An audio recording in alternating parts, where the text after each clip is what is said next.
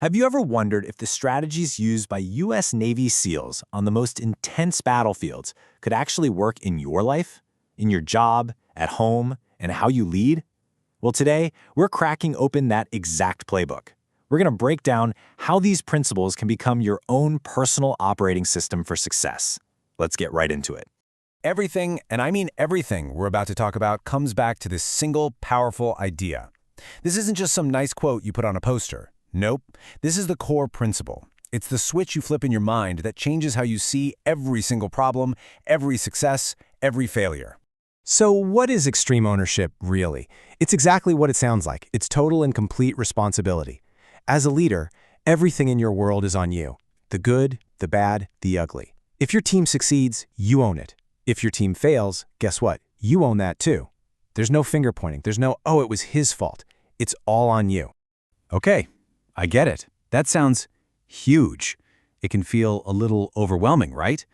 So to make this something you can actually use, we're going to frame it like an operating system, something you install in your brain to guide your decisions. And here's the key to making it all stick. We're going to use a simple 4-part framework. Let's call it Abbott's Golden Rule, developed by Abid Ali Shahid. It breaks everything down into what you need to know, how you need to act, why it's so important, and, crucially, when to put it all into practice. Simple, clear, and ready to go. So, let's start with part 1 of our framework. What to know. This is all about the foundation. These are the core beliefs, the mental models, the laws you have to get into your head before you can do anything else. Just look at the difference here. On the left, you've got your typical default leadership. Something goes wrong, and what happens? You blame outside forces. You blame the market. You blame other people. But on the right, with extreme ownership, that whole script gets flipped. The first place you look is in the mirror. You ask yourself, what did I do wrong? How could I have prepared my team better? You see that? It's a total shift from looking outward to looking inward. This visual really hits home a core truth of this whole philosophy. There are no bad teams, only bad leaders. Look at that degradation loop. When a leader lets poor performance slide, that becomes the new standard. And then the whole team starts to slide. But the corrective path? That's when a leader steps up, owns the problem, and actively works to fix it. That's how you raise the standard for everyone. And right here, this is probably the biggest enemy any leader will ever face. It's ego. As you can see, your ego is always fighting against the mission. Ego is what stops you from admitting you are wrong. It's what stops you from taking good advice. The mission, the goal, always has to outweigh your ego. And the thing that keeps it all in balance? Humility. Okay, so this isn't just about your mindset. It's also about tactics. These 4 laws of combat are basically the instruction manual for getting things done as a team. You've got cover and move, which is all about teamwork. Simple, because confusion is a killer. Prioritize and execute, for staying focused when things get crazy. And decentralized command, which is all about empowerment. We're going to see these in action in just a second. All right, now for the second part of Abid's Golden Rule, how to act. We've got the principles down. Now let's look at the actual execution system. This is where the rubber meets the road. Think of these 5 actions as your new daily playbook. Step 1, always, is to own it, whatever it is. Then, you simplify the plan so everyone understands it. When things get chaotic, you focus. You empower your team. You don't micromanage. And this last one is so important.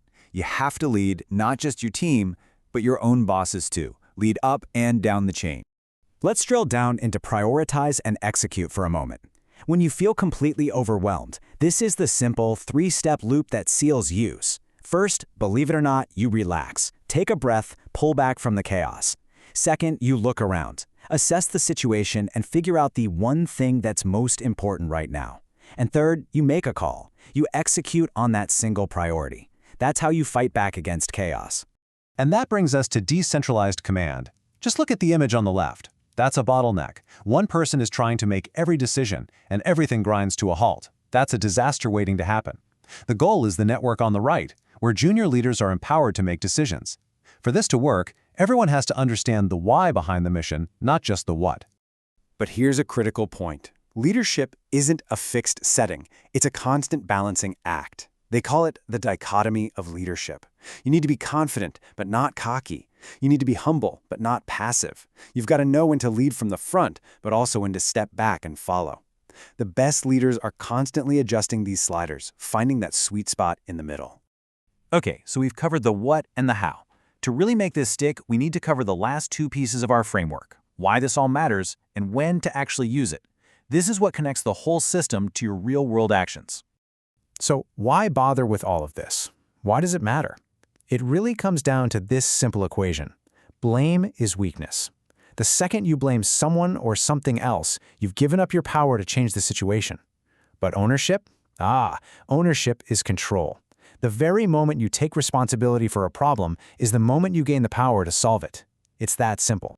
And here it is. This is your trigger list. Think of these as your automatic responses. When a problem pops up, your instant reaction should be to take ownership. When the team fails, the first place you look is in the mirror. When all hell breaks loose, you default to prioritize and execute. This list turns these ideas from things you just know into things you do, automatically.